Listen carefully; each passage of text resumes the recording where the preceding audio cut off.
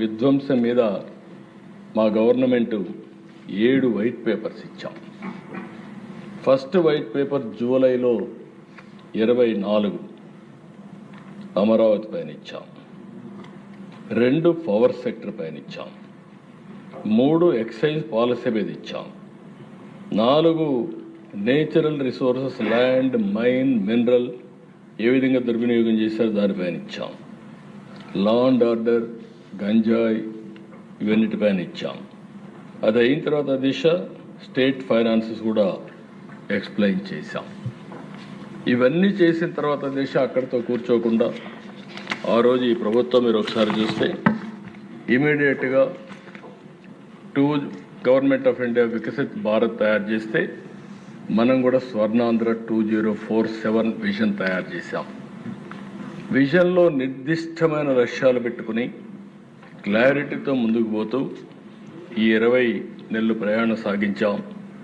సమీక్షలో మీరు ఒకసారి ఆలోచిస్తే అధ్యక్ష ఎవ్వరూ ఊహించిన విధంగా ఈరోజు మీరు చూస్తే ప్రపంచంలోని అతిపెద్ద డీబీటీ ప్రోగ్రాం పెన్షన్ ఇచ్చే కార్యక్రమం అధ్యక్ష. ఇప్పుడే పవన్ కళ్యాణ్ గారు చెప్పారు, మంచం మీద ఉండే వాళ్ళకి 15,000, సీరియస్ డిసీజెస్ ఉండే వాళ్ళకి 10,000, 4,000 మామూలు వాళ్ళకి, దివ్యాంగులకి 6,000, మొత్తం కలిసి ఎవ్రీ మంత్ దిశ 2,700 నుంచి 800 కోట్లు, సంవత్సరానికి దగ్గర 33,000 నుంచి 34,000 కోట్ల రూపాయలు ఇచ్చే ఏకైక ప్రభుత్వం భారతదేశంలో మన ప్రభుత్వం దిశ. దీని మీద కొంతమంది మాట్లాడుతున్నారు. మనం ఆ రోజు 5 ఏళ్ళు ఒక 500, 600, 750 పెంచుకుంటా పోయారు. చెప్పిన మాట కూడా ఈ ప్రభుత్వం యొక్క కమిట్మెంట్ పేదవాళ్ళకి మీరు ఒకసారి చూస్తే ఏప్రిల్ నుంచి ఇస్తా ఉన్నాం. ఏప్రిల్ నుంచి ఫస్ట్ టైం ఈ ప్రభుత్వం వచ్చిన వెంటనే జూలై నుంచి బకాయిలు కూడా చెల్లించి ఒక్కొక్కరికైతే 7,000, 8,000, 10,000 రూపాయలు కూడా వచ్చే పరిస్థితి వచ్చింది. ఆ విధంగా మనం ఇచ్చే పరిస్థితికి వచ్చాం. రెండవ దిశ ఆ రోజు ప్రభుత్వం చెప్పింది అందరికీ ఎంతమంది పిల్లలుంటే అంతమందికి ఇస్తామని చెప్పి ఒకరికే ఇచ్చారు. మనం ఆ రోజు చెప్పాం ఎంతమంది పిల్లలుంటే అంతమంది పిల్లలకి ఆ తల్లుల పేరిట 15,000 రూపాయలు వేస్తామని ఒకేసారి అందరికీ ఆ డబ్బులు వాళ్ళ అకౌంట్లో వేసి 10,700 కోట్ల రూపాయలు తల్లికి వందన కింద వేసిన ఏకైక ప్రభుత్వం దేశంలో ఎక్కడా లేదు. ఒకేసారి వేసాం. 3వ అతిపెద్ద ప్రోగ్రాం అధ్యక్ష ఇప్పుడే విష్ణుకుమార్ రాజు గారు చెప్పారు.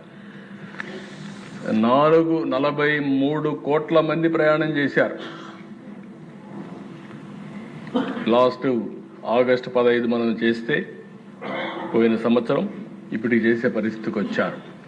ఆ రోజు సాధ్యమా అన్నారు, అసాధ్యమన్నారు. దీనికి కూడా దేశాన్ని మనస్ఫూర్తిగా ఆర్టీసీని కూడా అభినందిస్తున్నా. అదే బస్సులు ఒక ప్రోగ్రాం ఇచ్చాం, చాలా ఓపికగా బ్రహ్మాండంగా చేశారు.